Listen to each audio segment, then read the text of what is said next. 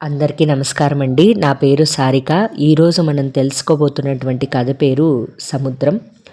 ఒక మనిషి జీవితంలో క్రమశిక్షణ, టైం ప్రకారం అన్ని పనులు చేయటం, టైం మేనేజ్మెంట్ ఇవన్నీ చాలా ముఖ్యమండి. ఎంత ముఖ్యం? మన హ్యుమానిటీని సప్రెస్ చేసేసేసి ఒక మనిషిలా మార్చేంత ముఖ్యమా? కాదు. మనకంటూ ఒక హ్యూమన్ వాల్యూస్ అనేవి ఉన్నాయన్నమాట. అంటే పక్కన వాళ్ళు బాధపడుతుంటే స్పందించడం, దాని తగినట్టుగా మన నిర్ణయాల్ని మార్చుకోవడం. ఆహ్, ఒక పని చేయకపోతే దానికి ఖచ్చితంగా శిక్ష పడాలి. కానీ అది ఒక ఒక మనిషి మాత్రమే అలా వెనక ముందు ఆలోచించకుండా శిక్షలేసేస్తూ ఉంటాడనమాట. కానీ హ్యుమానిటేరియన్ గ్రౌండ్స్‌లో ఆలోచిస్తే దానికి మనం శిక్షలు వేయలేం. దాన్నే న్యాయం అంటాం. ధర్మం వేరు, న్యాయం వేరు కదా! ఇలాంటి వాటన్నిటి గురించి అద్దం పట్టేదే ఈ ఈ కథండి. ఇలాంటి ఓన్లీ క్రమశిక్షణే ఉండాలి అని అనుకునే మనుషులు ఎలా వాళ్ళ జీవితాల్లో ఆహ్, మనిషి ప్రియమైన వాళ్ళని ఏ విధంగా కోల్పోతారు? ఏ విధంగా మన జీవితాలు మారతాయి? ఈరోజు ప్రతి ఒక్కళ్ళు ఉద్యోగాలు చేస్తున్నారు. ఆ ఉద్యోగాల్లోనే పడిపోయి మనుషుల్ని ఎలా కోల్పోతున్నారు?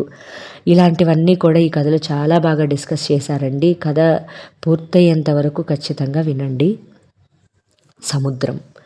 అందులోని ప్రతి అల ఎగసిపడుతూ వచ్చి తీరాన్ని తాకి వెంటనే వెనక్కి వెళ్ళిపోతుంది. అయినా నిరుత్సాహం చెందకుండా మళ్ళీ అంతే వేగంతో వస్తుంది. ఓటమి అన్నది దానికి ఇష్టముండదు. బహుశా అందుకేనేమో నాకు సముద్రం అంటే అంత ప్రాణం. మనసు బాగా లేనప్పుడు సముద్రం దగ్గరకు వచ్చి ఒంటరిగా దాన్ని చూస్తూ కూర్చుంటాను.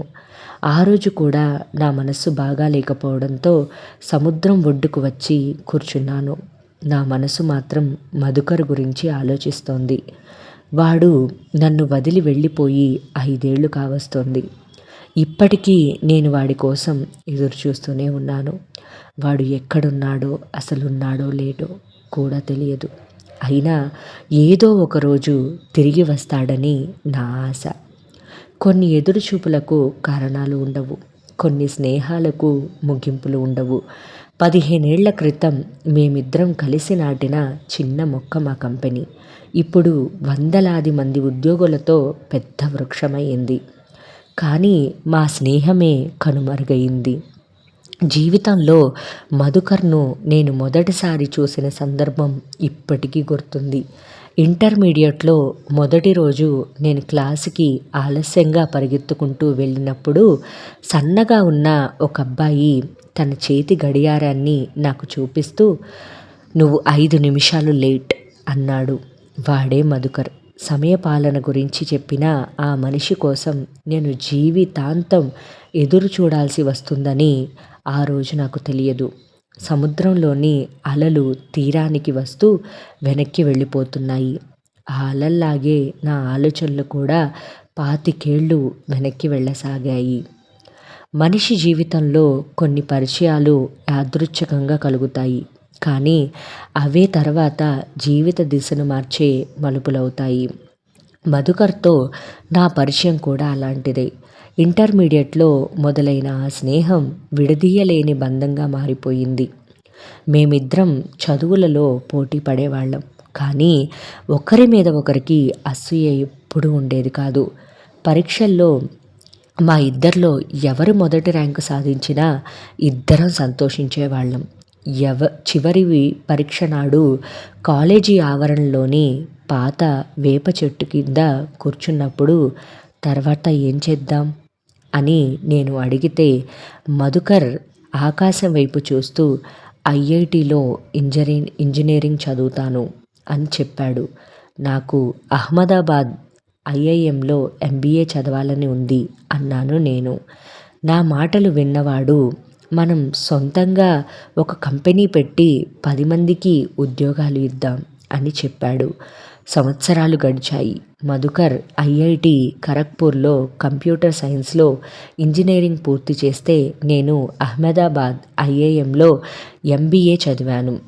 దేశంలోని పెద్ద పెద్ద కంపెనీలు క్యాంపస్ ఇంటర్వ్యూలకు వచ్చాయి.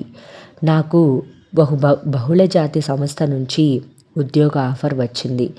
అదే సాయంత్రం నాకు మధుకర్ నుంచి ఫోన్ వచ్చింది. శర్మ, మనం ఇంకొకరి కంపెనీని అభివృద్ధి చేయడానికి చదవలేదు. మన కలలను నిజం చేసుకునేందుకు చదివాం. మనమే ఓ కంపెనీని ప్రారంభిద్దాం అన్నాడు. సంవత్సరం తర్వాత విశాఖపట్నంలో సముద్రానికి దగ్గరగా ఉన్న ఒక చిన్న అద్దె భవనంలో మా company new waves software solutions limited ప్రారంభమయ్యింది. ఆ రోజు మా దగ్గర డబ్బు, అనుభవం రెండూ లేవు. ఉద్యోగులు కూడా లేరు. కానీ ఆత్మవిశ్వాసం మాత్రం అపారంగా ఉండేది. మొదటి ఉద్యోగి వచ్చిన రోజు మేమిద్దరం హోటల్కి వెళ్ళి ఒక ప్లేట్ బిర్యానీ పంచుకొని తిన్నాం. 10 మంది ఉద్యోగులు చేరిన రోజు స్వీట్లు పంచాం. 50 మంది అయిన రోజు ఆఫీస్లో చిన్న వేడుక చేసుకున్నాం. అలా ప్రతి విజయాన్ని మేమిద్దరం కలిసి ఆస్వాదించాం.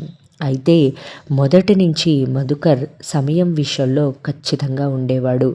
ఒక్క నిమిషం ఆలస్యం అంటే ఒక్క నిమిషం నష్టం అని తరచూ చెప్పేవాడు.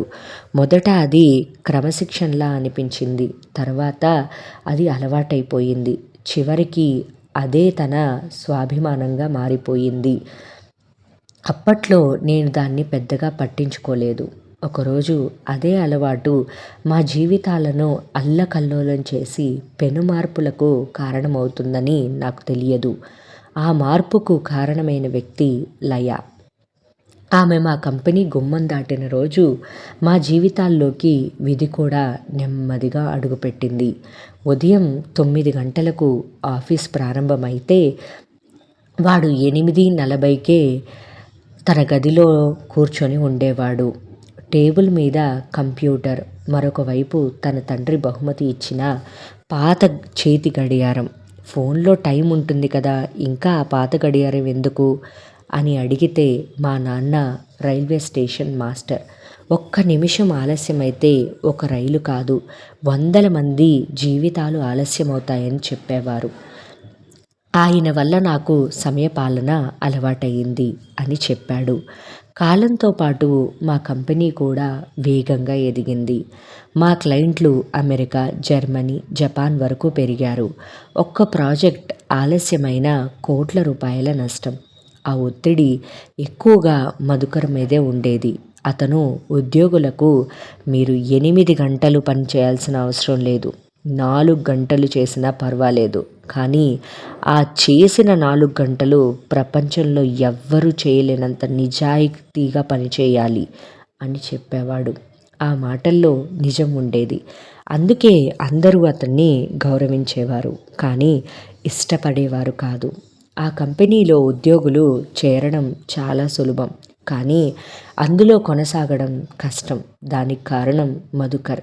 ఒకసారి కొత్తగా చేరిన ఒక ఇంజనీర్ ఉదయం 10 నిమిషాలు ఆలస్యంగా వచ్చాడు.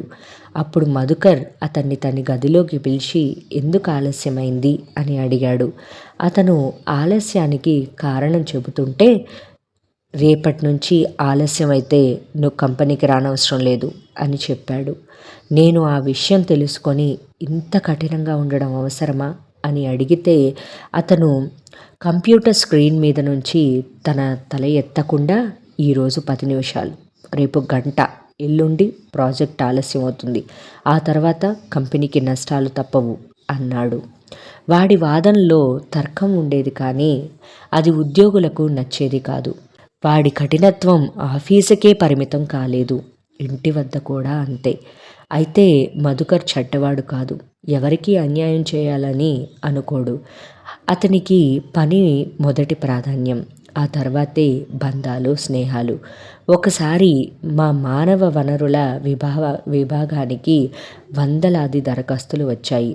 వాటిలో ఒక అమ్మాయి బయోడేటా నా దృష్టిని ఆకర్షించింది. ఆమె పేరు లయ.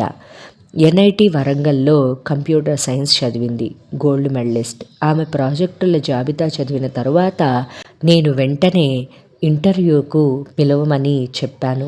ఆ రోజు నా టేబుల్ మీదకు వచ్చిన ఆమె దరఖాస్తు మా కంపెనీ చరిత్రనే కాదు, మా ముగ్గురి జీవితాలను శాశ్వతంగా మార్చేస్తుందని అప్పుడు నాకు తెలియలేదు. ఆ సాయంత్రం 4 గంటలకు ఇంటర్వ్యూ ప్రారంభమైంది.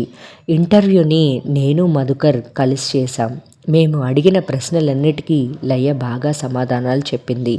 వారం తర్వాత లయ మా కంపెనీలో చేరింది. మొదటి రోజే అందరితో కలిసిపోయింది. కొత్త ఉద్యోగుల్లా సంకోచం లేదు. సీనియర్ల పట్ల గౌరవం ఉంది.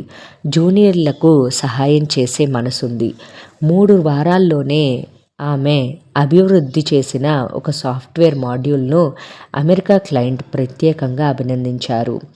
6 నెలల్లో లయ మా కంపెనీలో అత్యంత విశ్వసనీయమైన సాఫ్ట్వేర్ ఇంజనీరుల్లో ఒకరిగా మారిపోయింది.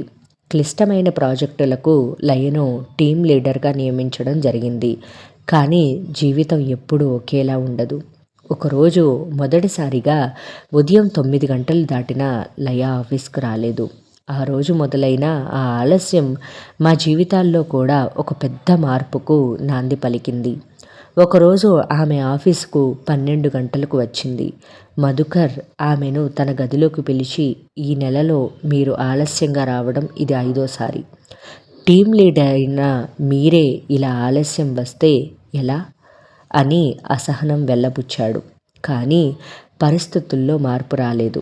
లయ తరచూ ఆలస్యంగా రావడం అనేది మా కంపెనీకి ఒక సమస్యగా మారసాగింది. ఆమె చేతిలో ఉన్న ప్రాజెక్టులు ఆ ఆలస్యం కారణంగా వాయిదా పడడంతో క్లయింట్లు అసంతృప్తి వ్యక్తం చేయడం మొదలయ్యింది. దానివల్ల మధుకర్ చిరాకు రోజురోజుకి పెరగసాగింది. ఒకరోజు నేను లయను నా గదికి పిలిచాను. మా అటెండెంట్ ఇద్దరికీ కాఫీలు తెచ్చాడు. లయ, నీ వ్యక్తిగత జీవితంలో జోక్యం చేసుకోవాలని నాకు లేదు.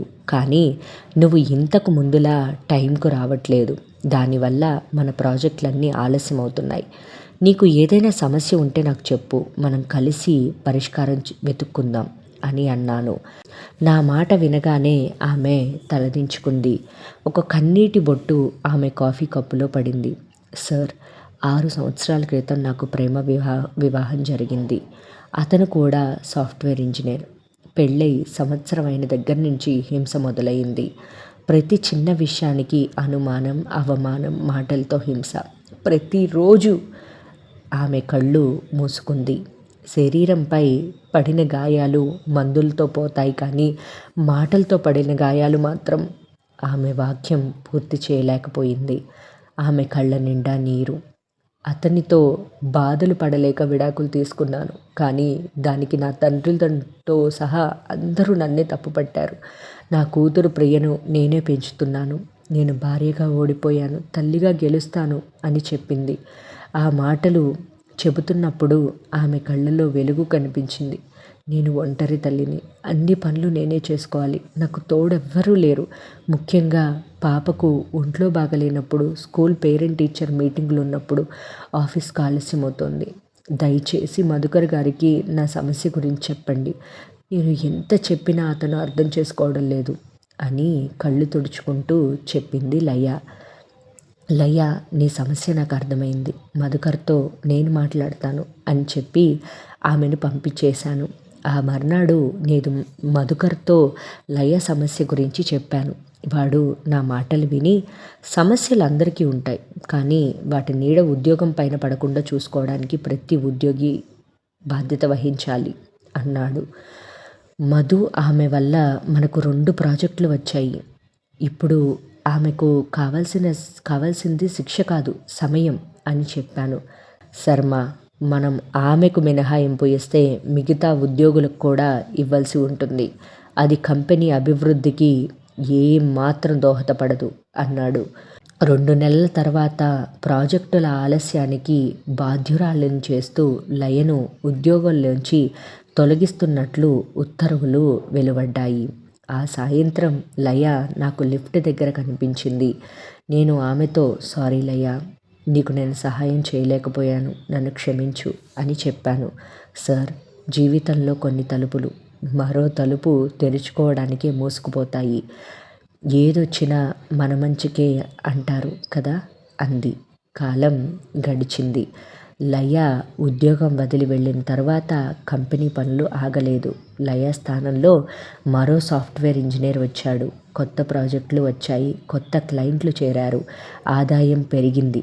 అమెరికా నుంచి వచ్చిన ఒక పెద్ద ఒప్పందం వల్ల మా కంపెనీ పేరు దేశవ్యాప్తంగా మారుమోగింది. అన్నీ సరిగ్గానే జరిగాయి. కానీ ఆఫీస్లో లయ ఖాళీ చేసిన కుర్చీ అలాగే ఉంది. ఒకరోజు రాత్రి 11 గంటలకు మధుకర్ నాకు ఫోన్ చేసి ఇంటికి రమ్మని చెప్పాడు. నేను వెంటనే వాడి దగ్గరకు వెళ్ళాను. ఇంట్లో ఒంటరిగా ఉన్నాడు. అతని భార్య ప్రియవందన, కొడుకు వంశీ కనిపించలేదు. కొద్దిసేపటి తర్వాత మధు ఒక కాగితాన్ని నా చేతిలో పెట్టాడు.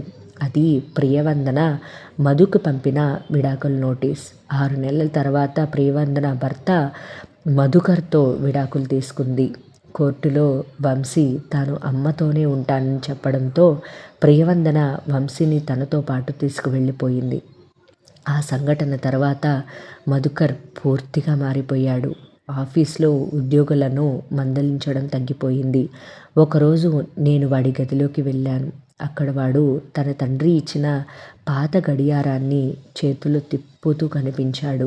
నన్ను చూసి, శర్మ, ఈ గడియారం నన్ను ఎప్పుడూ ఆలస్యం చేయలేదు, కానీ నాకు అత్యంత అవసరమైన మనుషులకు మాత్రం దూరం చేసింది అని చెప్పాడు. వాడి మాటల్లో మొదటిసారి నాకు పశ్చాత్తాపం వినిపించింది. 1 నెల తరువాత శ్రీ సరస్వతి విద్యానికేతన్ వార్షికోత్సవ వేడుకలకు ముఖ్య అతిథులుగా హాజరు కమ్మని మా ఇద్దరికీ ఆహ్వానం వచ్చింది. మా కంపెనీ ఆ స్కూలుకు కంప్యూటర్ ల్యాబ్ ఏర్పాటు చేయడంతో కృతజ్ఞతాభావంతో ఆ పాఠశాల యాజమాన్యం ముఖ్య అతిథులుగా నన్ను, మధుకర్ను ఆహ్వానించింది. ఆ సాయంత్రం పాఠశాల ప్రాంగణం పిల్లల నవ్వులతో కలకలలాడుతుంది. వేదిక మీద సాంస్కృతిక కార్యక్రమాలు జరుగుతున్నాయి. ఎంతో కాలం తర్వాత మధుకర్ ముఖంలో ప్రశాంతత కనిపించింది. కార్యక్రమాలు ముగిశాక ఆ పాఠశాల ప్రిన్సిపల్ మైకు దగ్గరకు వచ్చి 10వ తరగతి పరీక్షల్లో ఎక్కువ మార్కులు సాధించిన విద్యార్థులకు బహుమతులను అందజేయడం జరుగుతుందని చెప్పి విజేతలను ప్రకటించడం మొదలుపెట్టారు. ఈ సంవత్సరం మన పాఠశాలలో 10వ తరగతిలో అత్యంత మార్కులు సాధించిన విద్యార్థిని ప్రియా అని పిలవగానే తెల్లటి యూనిఫామ్, ఆత్మవిశ్వాసంతో నిండిన కళ్ళతో ఒక అమ్మాయి వేదిక పైకి వచ్చింది. ప్రిన్సిపల్ ఆ అమ్మాయిని, నీ విజయానికి కారణమెవరు అని అడిగితే ఆ అమ్మాయి ఒక్క క్షణం కూడా ఆలోచించకుండా ప్రేక్షకుల మధ్య కూర్చున్న ఒక మహిళ వైపు చేయి చూపిస్తూ మా అమ్మ అని చెప్పింది. వెంటనే నేను, మధుకర్ ఆ మహిళను చూశాం. ఆమె లయ. 3 సంవత్సరాల క్రితం లిఫ్ట్ దగ్గర ఓడిపోయిన వ్యక్తిలా కనిపించిన లయ ఇప్పుడు గెలిచిన తల్లిలా కనిపించింది. అప్పుడు ప్రిన్సిపల్, ప్రియా విజయానికి కారణమైన ఆమె తల్లి లయగారిని వేదికపైకి ఆహ్వానిస్తున్నాను. లయగారు 3 ఏళ్ల క్రితం ప్రియా సాఫ్ట్వేర్ సర్వీసెస్ అనే కంపెనీ స్థాపించి అనతి కాలంలోనే దాన్ని అత్యున్నత స్థాయికి తీసుకెళ్లి ప్రధానమంత్రి నుంచి ఉత్తమ యువ మహిళా పారిశ్రామికవేత్త పురస్కారాన్ని అందుకున్నారు. ఆమెను సాదరంగా స్టేజ్ మీదకు ఆహ్వానిస్తున్నాను అని చెప్పగానే లయ నెమ్మదిగా లేచి ప్రేక్షకుల హర్షధ్వానాల మధ్య వేదిక మీదకు వచ్చింది. ఆమె వేదిక మీదకి వస్తుంటే ఆమె ప్రతి అడుగును మధుకర్ మౌనంగా చూశాడు. వేదిక మీద నిలబడి లయను చూడగానే కాలం ఒక్కసారిగా వెనక్కి తిరిగినట్టు అనిపించింది నాకు. ఒకప్పుడు మా కంపెనీ సమావేశ మందిరంలో నిలబడి తన ఉద్యోగాన్ని కాపాడుకోవాలని మౌనంగా ప్రయత్నించిన లయ ఈరోజు వందలాది మంది ముందు తలెత్తుకొని గర్వంగా నిలబడింది. ప్రిన్సిపల్ ఆమెను మాట్లాడమంటూ మైకుని అందించాడు. ఆ సమయంలో ఆమె దృష్టి ముందు వరుసలో కూర్చున్న మా మీద పడింది. నన్ను చూసి చిన్నగా నవ్వితే మధుకర్ వైపు చూసిన క్షణం మాత్రం ఆమె ముఖంలో ఎలాంటి భావము కనిపించలేదు. ఆ తర్వాత లయ మాట్లాడడం మొదలుపెట్టింది. అందరికీ నమస్కారం. ఈరోజు నా కూతురు సాధించిన విజయం ఓడిపోవడానికి నిరాకరించిన ఒక చిన్నారి విజయం. జీవితంలో నేను 2 పరీక్షలు ఎదుర్కొన్నాను. ఒకటి భార్యగా, మరొకటి తల్లిగా. మొదటి పరీక్షలో నేను విఫలమయ్యాను, కానీ రెండో పరీక్షలో నా ఫలితం నా పక్కనే నిలబడి ఉంది అంటూ తన కూతురు ప్రియా భుజం మీద చెయ్యి వేయగానే ఆడిటోరియం కరతాళ ధ్వనులతో మార్మోగిపోయింది. ఈరోజు నా జీవితంలో నన్ను బాధపెట్టిన వాళ్ళ గురించి కానీ, నాకు సహాయం చేసిన వాళ్ళ గురించి కానీ మాట్లాడను.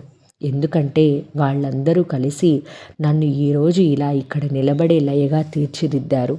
కొంతమంది నన్ను ప్రేమించారు, ఇంకొంతమంది నన్ను నమ్మారు, మరికొంతమంది నన్ను అపార్థం చేసుకున్నారు.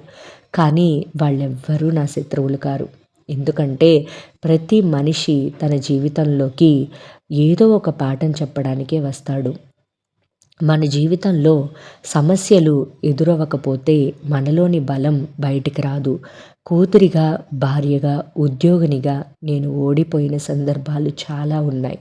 కానీ ఒక తల్లిగా ఓడిపోవడానికి మాత్రం నా మనస్సు ఒప్పుకోలేదు. ఈరోజు చాలామంది నన్ను అభినందిస్తున్నారు. కానీ ఈ చప్పట్లు, ఈ గౌరవం ఇవేమీ నా విజయాలు కావు. ఒక చిన్నారి తన తల్లి మీద పెట్టుకున్న నమ్మకానికి వచ్చిన ప్రతిఫలం. ఈరోజు నేను మీతో పంచుకోవాలనుకునేది గొప్ప పాఠం ఒక్కటే. జీవితం వ్యాపారం కాదు, లాభ నష్టాల పట్టిక కాదు, ప్రతి ఆలస్యం నిర్లక్ష్యం కాదు. కొన్నిసార్లు ఆ ఆలస్యం వెనుక నిద్రలేని రాత్రులు ఉంటాయి. ఒక అనారోగ్యంతో ఉన్న తల్లి ఉంటుంది, ఒంటరితనంతో చేసే యుద్ధం ఉంటుంది. మనకు కనిపించేది తప్పు మాత్రమే, కానీ మనకు కనిపించనిది ఒక జీవితం అంత బాధ. అందుకే శిక్షించే ముందు ఒక్కసారి అర్థం చేసుకోండి. మనకు ఎదురయ్యే ప్రతి మనిషి మనకు తెలియని ఒక యుద్ధం చేస్తూనే ఉంటాడు. జీవితంలో సమయపాలన, క్రమశిక్షణ, నిరంతరం శ్రమ, వ్యాపారాలు, పదవులు, లాభాలు అన్నీ అవసరమే. కానీ ఇవన్నీ సంపాదించే ప్రయాణంలో మనిషి తనను తాను కోల్పోకూడదు. మన చుట్టూ ఉన్న వారిని మరమనుషుల్లా మార్చకూడదు. మనం డబ్బు వెంట పడితే అది మనకు సుఖాలను ఇస్తుంది, కానీ బంధాలను, అనుబంధాలను దూరం చేస్తుంది. మనిషి అన్నవాడు ఇతరుల మీద కరుణ చూపించాలి. కరుణ బలహీనత కాదు, మనిషి గొప్ప బలం. ధన్యవాదాలు అని చెప్పి హర్షధ్వానాల మధ్య కిందకు దిగిపోయింది. ఆ తర్వాత లయ అందరికీ వీడ్కోలు చెప్పి తన కూతురు ప్రియ చెయ్యి పట్టుకొని కారు ఎక్కి వెళ్ళిపోయింది. లయ వెళ్ళిపోతుంటే అక్కడే నిలబడి చూశాడు మధుకర్. ఆమె కారు కనుమరుగయ్యే వరకు వాడు ఒక్క అడుగు కూడా వేయలేదు. ఆ మరుసటి రోజు ఉదయం నేను ఎప్పటిలాగే 9 గంటలకు ఆఫీస్కు చేరుకున్నాను. బోర్డ్ ఆఫ్ డైరెక్టర్ సమావేశం ప్రారంభం కావడానికి ఇంకా 5 నిమిషాల సమయం ఉంది. నేను సమావేశ మందిరంలోకి అడుగు పెట్టేసరికి మధుకర్ అప్పటికే తన స్థానంలో కూర్చొని కనిపించాడు. సమావేశం ప్రారంభమవగానే మధుకర్ లేచి ఒక తెల్ల కవర్ను టేబుల్ మీద ఉంచి, గౌరవ సభ్యులకు నమస్కారం. నేను నా పదవికి రాజీనామా చేస్తున్నాను. దయచేసి కారణాలు అడగవద్దు. ఇన్నాళ్ళు నాకు సహకరించిన మీ అందరికీ ధన్యవాదాలు అని చెప్పి తన గదిలోకి వెళ్ళిపోయాడు. ఒక్క క్షణం సమావేశ మందిరం అంతా నిశ్శబ్దంగా మారిపోయింది. సమావేశం ముగిసిన తరువాత నేను వాడి గదిలోకి వెళ్ళాను. వాడు కిటికీ దగ్గర నిలబడి సముద్రాన్ని చూస్తున్నాడు. ఒక నాయకుడు తన విజయాలను మాత్రమే కాదు, తన వైఫల్యాలను కూడా అంగీకరించాలి. కంపెనీ నడిపించడంలో విజయం సాధించిన మనుషులను అర్థం చేసుకోవడంలో మాత్రం నేను ఓడిపోయాను. నువ్వు ఆ రోజు లయ గురించి చెప్పినప్పుడు నేను ఆమెను ఉద్యోగిగా మాత్రమే చూశాను, కానీ ఒక మనిషిగా చూడలేదు. లాభ నష్టాలను మాత్రమే చూశాను, కానీ రాగద్వేషాలను చూడలేదు. అది నా ఓటమి అని చెప్పి కిందకు దిగి కారెక్కి వెళ్ళిపోయాడు. అదే నేను మధుకర్ను చివరిసారి చూసిన క్షణం. వారాలు, నెలలు, సంవత్సరాలు గడిచాయి, కానీ వాడు రాలేదు. వాడి ఆచూకీ తెలియలేదు. అప్పటినుంచి నేను వాడి కోసం చకోర పక్షిలా ఎదురు చూస్తూనే ఉన్నాను. మధుకర్ నా జీవితంలో ప్రభాత సంధ్యలా వచ్చి సాయం సంధ్యలా అదృశ్యమయ్యాడు. సముద్రాన్ని చూస్తే నాకు మధుకర్ గుర్తొస్తాడు. సముద్రంలాగే వాడు కూడా ఎవరికీ అర్థం కాని ఒక ప్రవళిక లాంటివాడు. నాకు మనసు భారంగా అనిపించినప్పుడల్లా సముద్రం దగ్గరకు వెళుతుంటాను. సముద్రం ముందు నిలబడితే మనిషి గెలుపు, గర్వము అంతా ఒక ఇసుక రేణువులా అనిపిస్తోంది. అలలు ఎగసి పడుతుంటాయి. కానీ నా కళ్ళకు మాత్రం మధుకర్ కనిపిస్తుంటాడు. నేను వాడి కోసం నిరీక్షిస్తూనే ఉంటాను. ఇంతేనండి కథ. కథ చదువుతున్నంతసేపు కూడా నాకేమనిపిస్తుందంటే, కొంతమంది నాలాంటి వాళ్ళు క్రమశిక్షణ లేక చాలా చాలా అవకాశాలు కోల్పోతూ ఉంటారు. చాలా మనుషుల్ని కోల్పోతూ ఉంటారు. కానీ కొంతమంది క్రమశిక్షణ ఎక్కువై కూడా మనుషులను కొన్ని కొన్ని వాళ్ళలో ఉన్న భావోద్వేగాలను వీటన్నిటిని కోల్పోతూ ఉంటారు. మనుషుల్లో చాలామంది నాలాగా ఉంటారు. చాలామంది ఇలా కూడా ఉంటారని నాకు ఈ కథ చదువుతున్నప్పుడే అర్థమైంది. నాకు అంటే ఈ కథ చదువుతున్నప్పుడల్లా నన్ను నేను కూడా చదువుకుంటూ ఉన్నాను. మనుషులు ఇలా ఆలోచిస్తారా? క్రమశిక్షణ ఎక్కువై కూడా ఉండి వాటితో కూడా బాధలు అనుభవిస్తారా? నాలాంటోళ్ళు క్రమశిక్షణ లేక బాధలు అనుభవిస్తూ ఉంటారు అని ఒక డిఫరెంట్ ఒపీనియన్స్ అనేవి నాకు ఒకేసారి కనపడినట్లు అనిపించిందండి. మీకు కనుక ఈ కథ నచ్చినట్లయి ఉంటే ప్లీజ్ ఈ వీడియోని లైక్ చేయండి. మన ఛానల్కి సబ్స్క్రైబ్ చేసుకోండి. ఇలా ప్రతి ఆదివారం మీకు ఖచ్చితంగా ఒక మంచి కథ మీ ముందుకు వస్తూనే ఉంటుందండి. ఇప్పటి వరకు కథని విన్న వారందరికీ నా ధన్యవాదాలండి. Thank you all.